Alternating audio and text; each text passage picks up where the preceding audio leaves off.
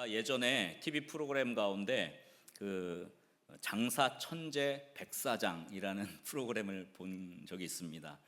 백종원 씨가 연예인들을 스텝으로 데리고 해외에 나가서 가게를 오픈해서 운영하는 그런 프로그램이었어요.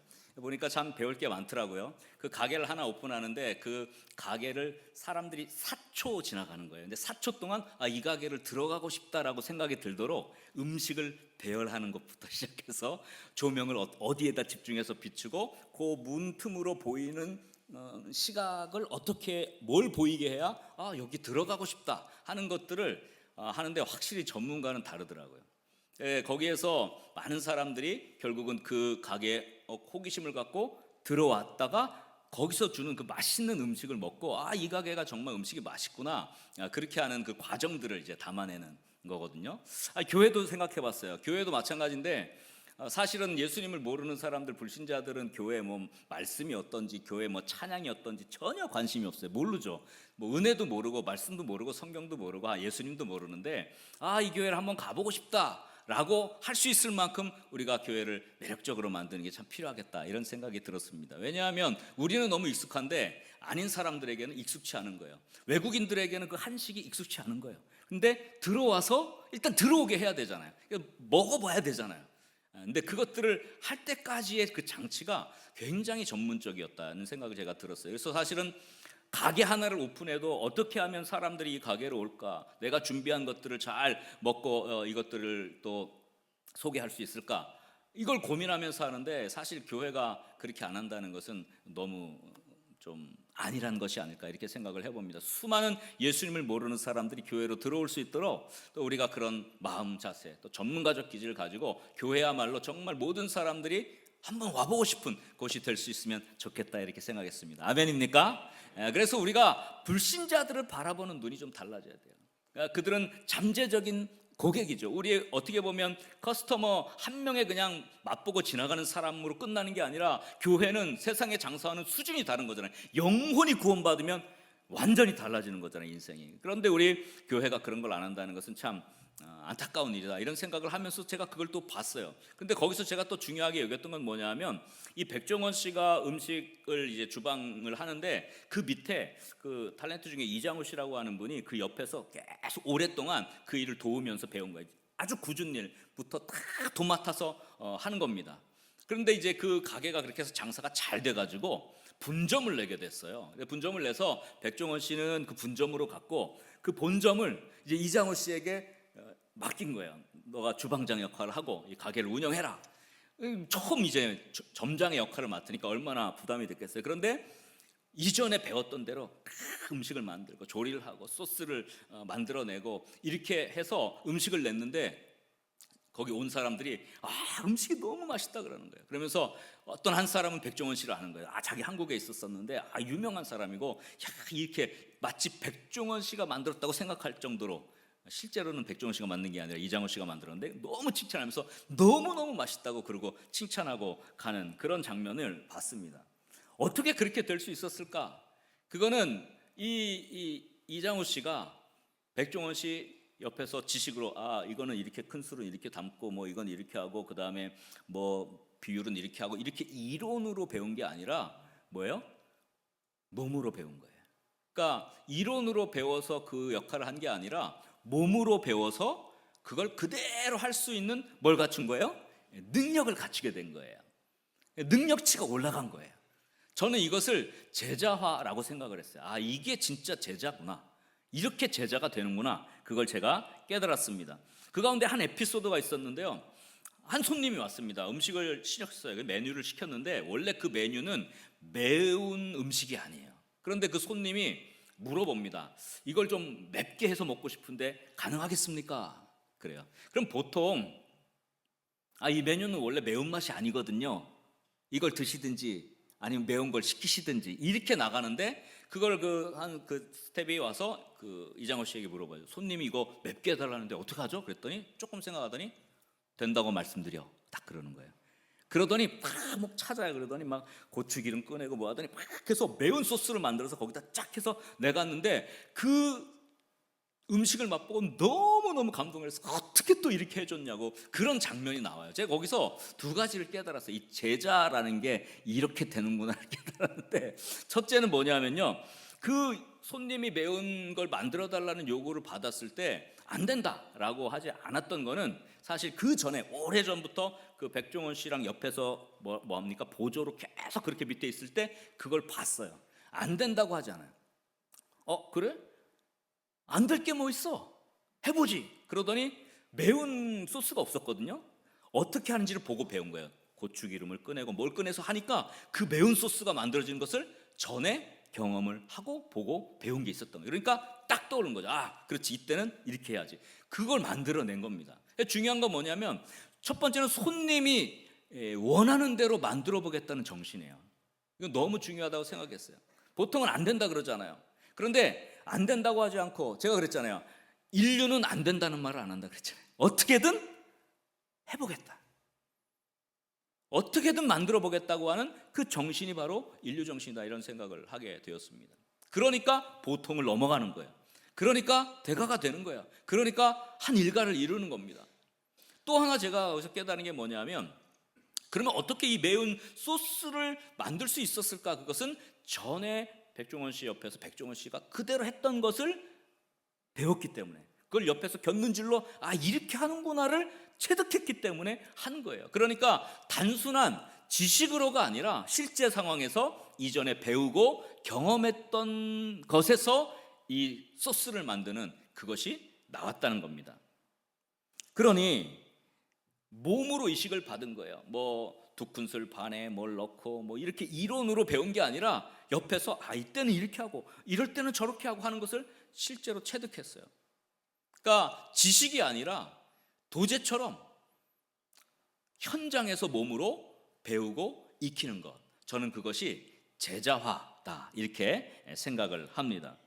오늘 훈련 수료예배로 드리는데요, 여러분 훈련 많이 받으셨잖아요. 여러분의 지식뿐만 아니라 여러분의 삶으로 예수님의 제자 닮아갈 수 있기를 주의 이름으로 간절히 축원합니다. 그래서 사실은 오늘 제가 이 훈련 수료예배를 준비하면서 오늘 엘리야 이야기와 엘리사 이야기를 선택한 거예요. 예수님과 제자들의 이야기가 베스트 모델이긴 하지만 내용이 너무 많고 그걸 다 다룰 수는 없으니까 오늘 간략하게 엘리야와 엘리사 선지자, 그 당대의 최고의 선지자의 시대를 각오했던, 그리고 얼마나 많은 기적을 일으켰습니까? 두 선지자가 이어서 이것이야말로 참 제자의 원형이다, 이런 생각이 들어서 오늘 본문을 좀 선택을 했습니다. 그래서 이런 엘리야와 엘리사의 스승과 제자로서의 연결성, 오늘날 제자와의 원형인데, 이 말씀을 가지고 오늘 어떻게 우리가 제자가 될지, 또 어떻게 그 스승의 능력을 덧입게 될지 살펴보는 은혜의 시간이 될 수 있기를 주의 이름으로 간절히 축원합니다. 오늘 설교의 제목이 이렇죠. 한번 따라합시다. 참 제자가 되는 신앙은 능력을 덧입게 한다. 여러분이 참 제자가 되어서 예수님의 능력을 덧입는 축복의 사람들 될 수 있기를 주의 이름으로 간절히 축원합니다. 자, 첫 번째 한번 저를 따라합시다. 참 제자가 되려면 가지치기를 해야 한다. 뭘 해야 한다고요?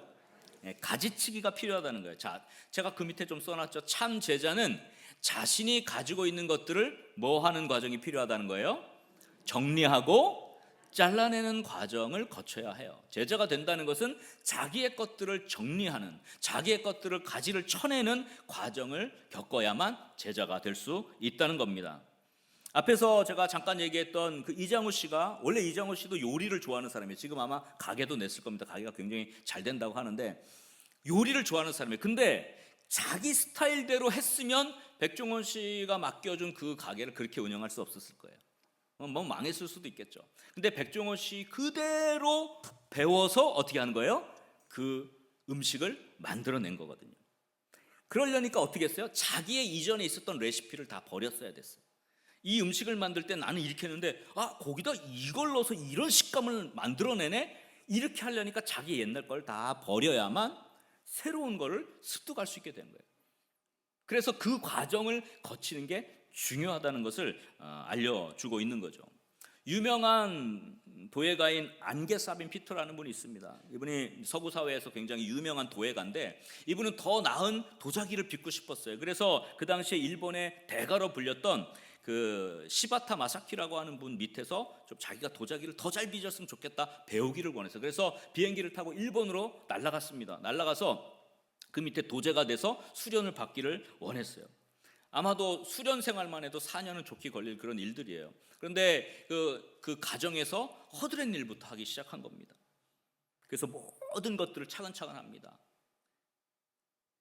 제자라는 것은요, 모든 것을 제대로 완수하는 법을 배워야 돼요. 그냥 요 과정에서 요거 하나만 배워선 제자가 안 되고요, 완전히 기초부터 전체가 다, 그래서 모든 것을, 그 다음에 어떻게 해요? 다 제대로. 하나만 알아서는 제자가 될 수 없는 거죠.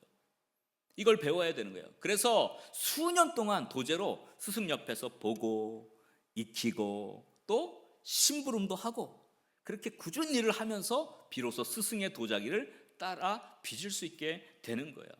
처음에 딱 도착했을 때 그래도 자기도 좀 유명한 도예가인데 바로 물레에 앉혀가지고 이렇게 빚으세요라고 가르쳐 줄 줄 알았는데, 그게 아니라 논에 가서 흙 퍼오는 일부터 시킨 거예요.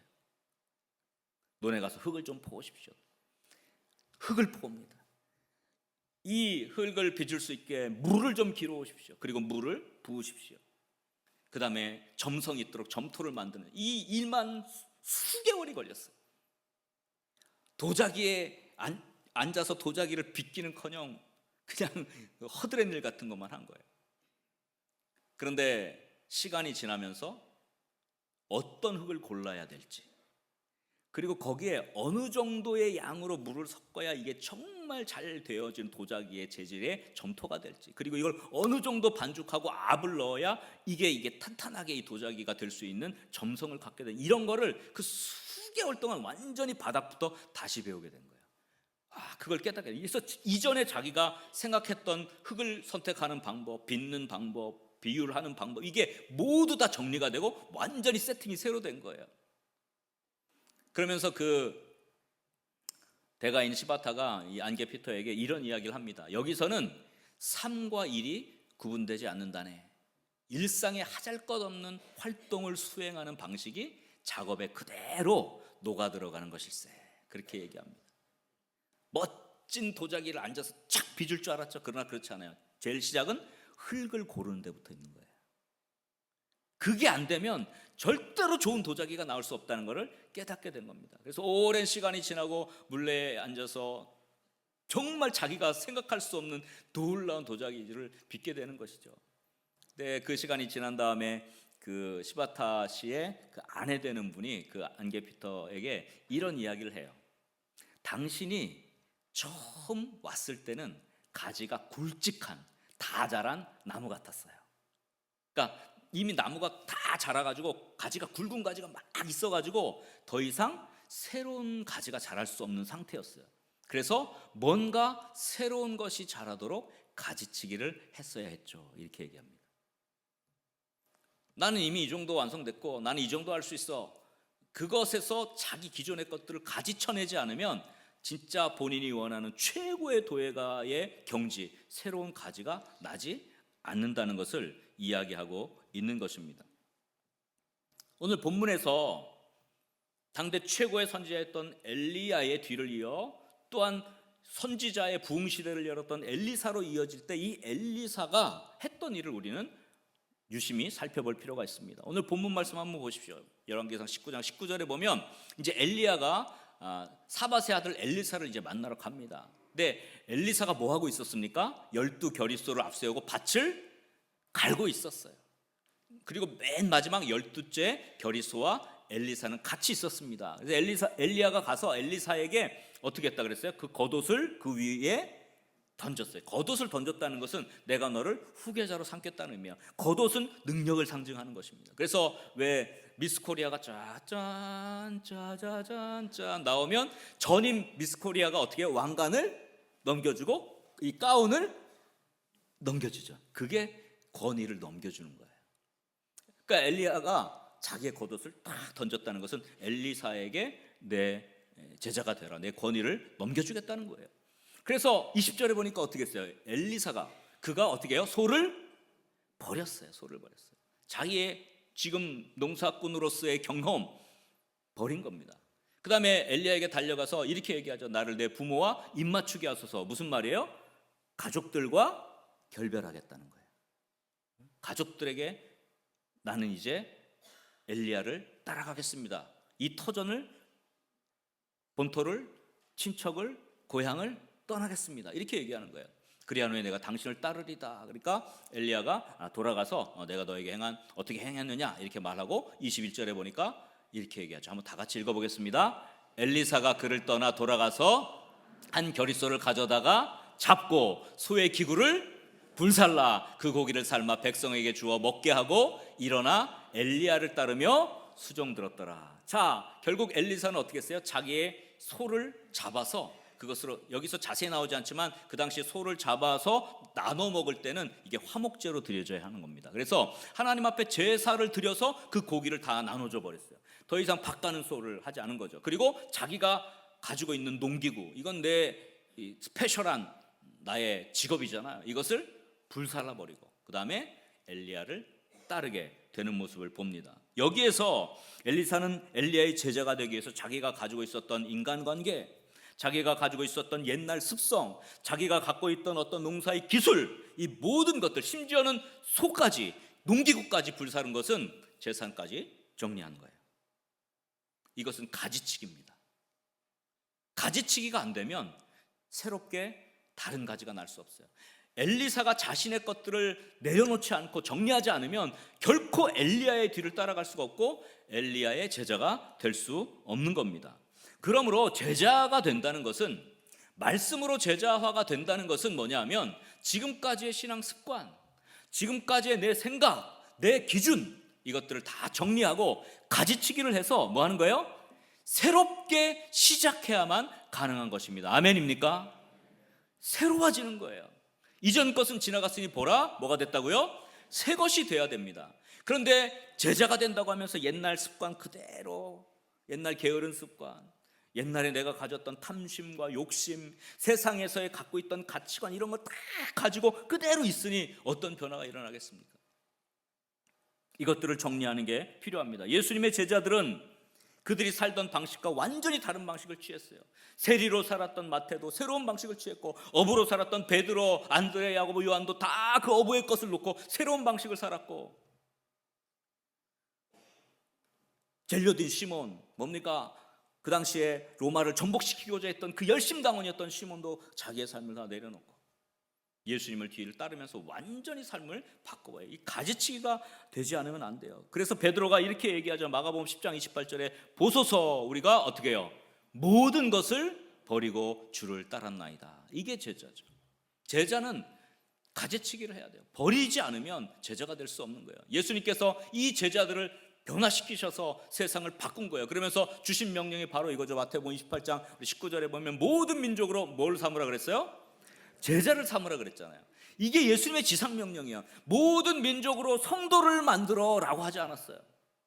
모든 민족으로 뭐를 삼으라? 제자를 삼으라 그랬어요. 그러니까 한 명도 예외 없이 성도로 끝나면 안 되고 제자가 되라는 거예요.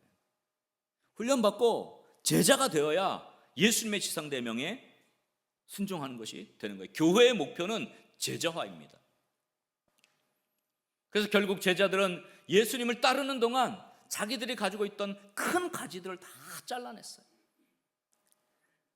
새로운 가지로 자랄 수 있게 된 겁니다. 근데 이 제자 중에 유일하게 가룟 유다만 실패했어요. 가룟 유다는 왜 실패했을까요? 가룟 유다의 생각도 사실 가룟 유다와 같이 친하게 지냈던 그 그룹들이 있는데 그 그룹이 바로 젤로딘, 시몬, 이런 사람들이에요. 가룟 유다도 마찬가지로 예수님이 로마의 세력을 전복하고 이스라엘의 왕이 되는 것을 꿈꿨던 그런 사람 중에 하나였습니다. 그런데 가룟 유다는 자기 신념이 강했어요. 예수님이 로마의 체제를 전복해야 되고 권력 있는, 힘 있는 그런 메시아로 나타나야 되는데 십자가를 지시겠다고 하니까 도대체 이건 자기의 생각과 맞지 않았어요. 자기는 여전히 굵은 가지로 자기의 틀에 완전히 갇혀 있었어요. 그러니까 가룟 유다는 그걸 용인할 수 없었어요. 그러니까 어떻게 해요? 예수님을 배신할 수밖에 없는 거예요. 자기가 가지치기를 하고 새로운 것이 자라야 되는데 그게 안 됐어요. 근데 젤료딘 시몬은 보세요. 이 젤료 땅이라는 말은 그 당시 가장 열심당원 로마의 압제로부터 쉽게 말하면 그 게릴라전도 벌이고 전투도 벌이고 해서 이 권력으로 이스라엘을 회복시키고자 하는 무리가 열심당원이에요. 이 젤로신이었던 이 시몬은 어떻게 됩니까? 자기가 갖고 있던 그 모든 가치, 굵은 가지를 다 잘라내요. 그리고 예수님의 십자가에 동참하고 결국은 선교하게 되고 결국은 순교해서 12제자 가운데 한 명으로 남게 되죠. 똑같은 생각을 가졌는데 왜 가룟 유다는 실패하고 왜 젤료딘 시몬은 성공합니까? 가지치기가 됐느냐 안 됐느냐의 차이예요. 여러분, 우리가 예수님의 제자가 된다는 것은 우리가 이전에 갖고 있던 습성, 우리가 예전에 갖고 있던 어떤 습관들, 심지어는 세상에서 우리가 사고구조를 가지고 세상의 구조를 가지고 살아왔잖아요. 근데 그 사고구조를 그대로 가지고 와서 교회에다가 갖다 대고 교회를 평가하는 이런 모든 사고구조도 다 바꾸지 않으면 제자가 되기 어렵다는 거예요. 이전의 나는 안 돼요. 굵은 가지를 쳐내지 않으면 실패할 수밖에 없는 거죠. 제자가 될 수 없는 것입니다. 현대 신앙인들이 왜 바리새화되고 있습니까? 왜 화석화되고 있습니까? 그것은 지식으로만 그리스도를 배우기 때문이에요. 머리로는 아는데 내 모든 습관, 습성, 이전에 더러운 것들, 죄악된 것에 나아가는 그 욕구, 욕망, 이것들을 하나도 해결하지 않은 거예요. 자신이 지금까지 경험하고 쌓아온 이 세상적인 굵은 가지를 그대로 둔 채 이전의 생각 방식, 인간적 사고구조, 세속적 시각으로 교회를 바라보는 이 관점, 이런 모든 걸 그대로 가지고 있는 채 가지치기가 되지 않은 상태에서 교회를 다니면서 신앙생활 흉내를 내고 있기 때문에 교회가 변화가 없고 내 삶이 변화가 없는 것입니다. 제자화는 가지치기를 필요로 합니다. 이전의 나를 제거하고 새로운 나를 만드는 것이 제자 훈련이라는 것을 여러분 기억할 수 있기를 간절히 소원합니다. 여러분, 이것이 필요해요. 주님이 원하는 것은 그것이었어요. 다 버리고 나를 따르라, 나를 쫓으라. 이것이 중요한 것입니다. 2025년을 새로 시작하면서 여러분 삶 속에 굵은 가지들, 꽉 차 있는 이 굵은 가지들 중에 정리해야 될 것들을 정리하는 결단이 있기를 주의 이름으로 간절히 축원합니다. 옛날 나의 습성이 아직도 남아있고, 옛날 나의 성질, 더러운 성질이 아직도 남아있고, 옛날 나의 탐심이 아직도 남아있고, 인간적인 사고구조, 생각 방식, 정말 세상적인 세속적인 이런 언어들, 이런 것들 해결해야 될 것들 다 정리하고 새롭게 제자 돼서 예수님의 능력을 덧입는 축복의 사람들이 될 수 있기를 주의 이름으로 간절히 축원합니다. 우리 한번 옆 사람을 이렇게 한번 축복합시다. 가지치기를 잘합시다. 굵은 가지를 제거합시다.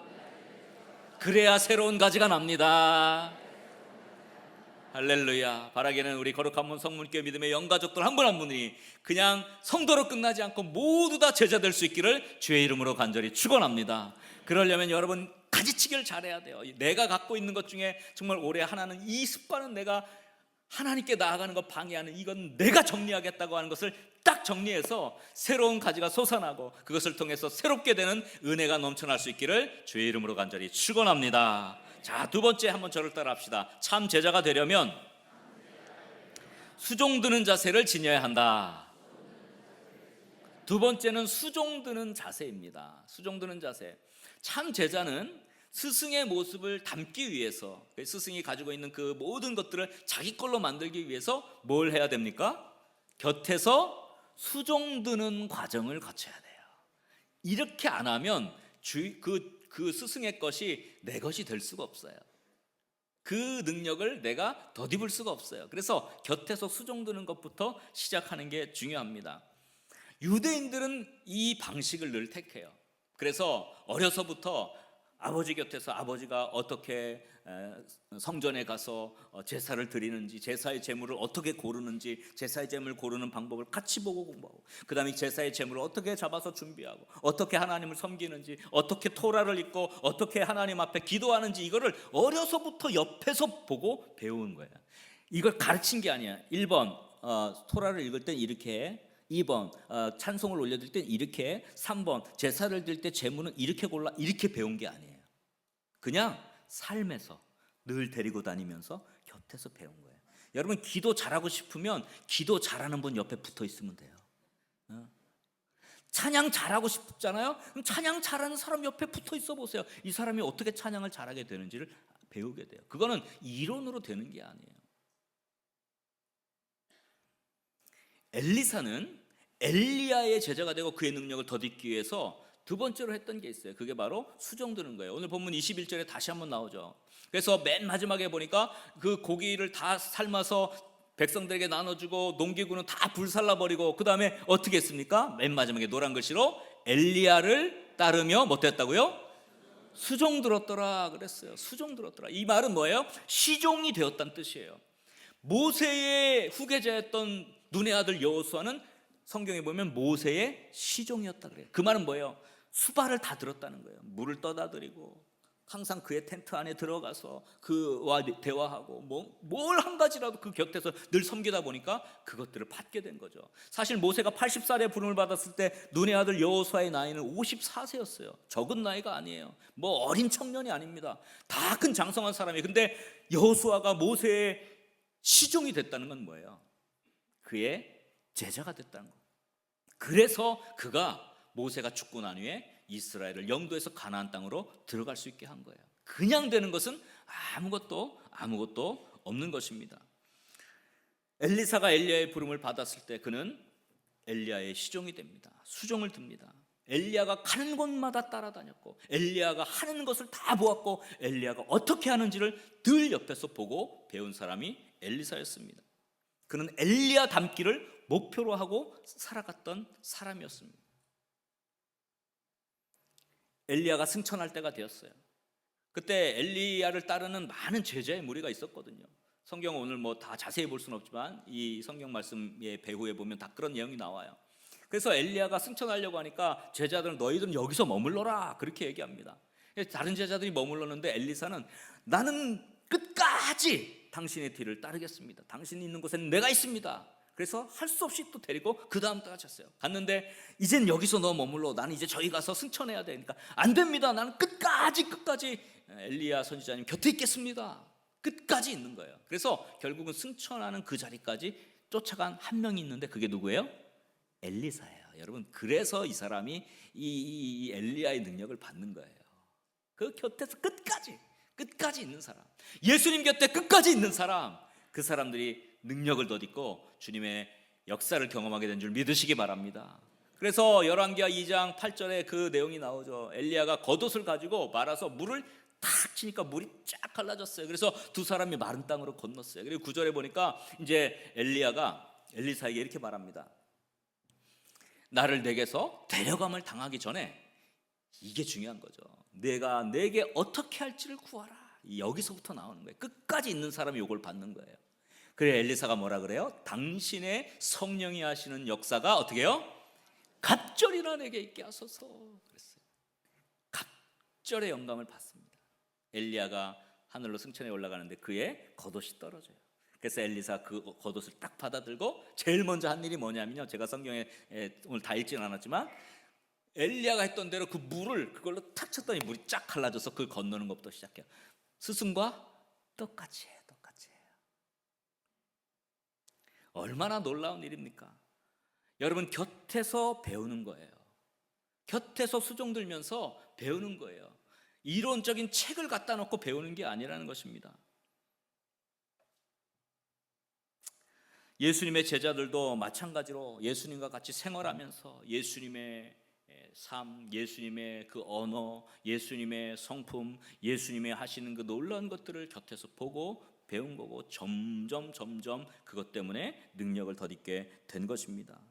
예수님은 제자들이 예수님과 같은, 아니 그 이상의 일들을 할 것이라고 분명히 말씀하셨어요. 말 그대로 제자들이 스승의 능력을 덧입게 된 겁니다. 요한복음 14장 12절에 보면 이렇게 말씀했어요. 한번 다 같이 읽겠습니다. 내가 진실로 너희에게 이르노니 나를 믿는 자는 내가 하는 일을 그도 할 것이요 또한 그보다 큰 일도 하리니 이는 내가 아버지께로 감이라. 제자들에게 주신 말씀이면 내가 하는 일을 그들도 할 것이고, 아니 나보다 더 큰 일도 할 거라고. 여러분 믿습니까? 이 능력을 덧입을 수 있기를 주의 이름으로 간절히 축원합니다. 그래서 여러분, 예수님께서 지상대면으로 오신데 이 중요한 말씀이 꼭 들어가 있는 거예요. 마태복음 28장 18절에 보면 예수께서 나와 말씀하여 이르시되 무엇을 주셨다고요? 하늘과 땅의 모든 권세를 내게 주셨으니. 이 말은 뭐예요? 이 권세를 이제 너희에게 주겠다는 거예요. 그러므로 너희는 가서 모든 민족을 뭐로 삼아? 제자로 삼아. 제자를 만들라는 거예요. 제자를 만들라는 거예요. 여러분, 누군가를 닮는다는 것은 지식으로 되는 것이 아닙니다. 삶을 통해서, 가까이에서 항상 같이 지내면서 자연스럽게 체득하고 닮아가게 되는 것인 줄 믿으시기 바랍니다. 여러분, 스승의 능력을 덧입으려면 곁에서 겸손하게 수종들면서 배우는 과정을 거쳐야 합니다. 그냥 능력이 임하지 않습니다. 좋은 신앙의 선배들 곁에서 배울 수 있기를 주의 이름으로 간절히 소원합니다. 저도 좋은 믿음의 선대들, 목회를 잘한 믿음의 선대들을 항상 만나고 배우려고 하죠. 그분의 언어, 말씀, 목회하면서 있었던 에피소드 하나하나가 저에게는 얼마나 그게 도움이 되는지 몰라요. 그런 것들이 있는 거예요. 우리 성도님들도 마찬가지예요. 아까 말한 대로 정말 좋은 믿음의 선대들 같이 옆에만 붙어 있으면 그걸 배워요. 여기 우리 음식 잘하는 우리 권사님 계시잖아요. 그럼 그 밑에만 붙어 있으면 음식을 어떻게 하는지를 배워요. 나는 5명 인분밖에 못했던 사람이 1000명 밥도 할 수 있게 되는 거예요. 아멘입니까? 그게 그냥 돼요? 이렇게 그냥 레시피 써주면 1000명 밥 할 수 있을 것 같아요? 못해요, 못해. 옆에서 보고 배우는 거예요. 얼마만큼의 물을 준비하는지, 어느 양은 어떻게 준비하는지, 양은 어떻게 하는지, 이거 양념은 어떻게 하는지, 이런 거를 옆에서 계속 보고 배우는 거죠.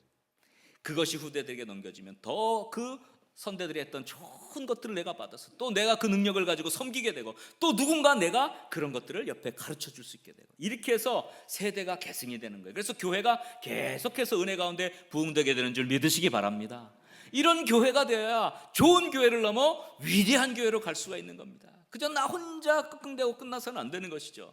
우리가 모두 다 예수님의 제자가 되고 하나님 앞에 새롭게 되어질 수 있기를 주의 이름으로 간절히 축원합니다. 우리 성문교회 믿음의 영가족들 한 분 한 분들이 훈련하고 수료하는 한 분 한 분들이 그냥 지식으로만 끝나는 것이 아니라 삶으로 체득하고 배워가고 또 좋은 믿음의 본을 따라가고 그 본을 또 끼칠 수 있는 그런 상호 축복의, 스승과 제자의 놀라운 축복의 관계들이 되어서 우리 교회가 더 아름답게 세워지고 주님의 능력을 덧입는 사람들이 더 많이 늘어나고 하나님께서 기뻐하시는 놀라운 역사들을 감당하는 우리 거룩한 문 성문교회 다 될 수 있기를 주의 이름으로 간절히 축원합니다. 우리 한번 옆 사람 이렇게 한번 축복합시다. 수종드는 것부터 합시다.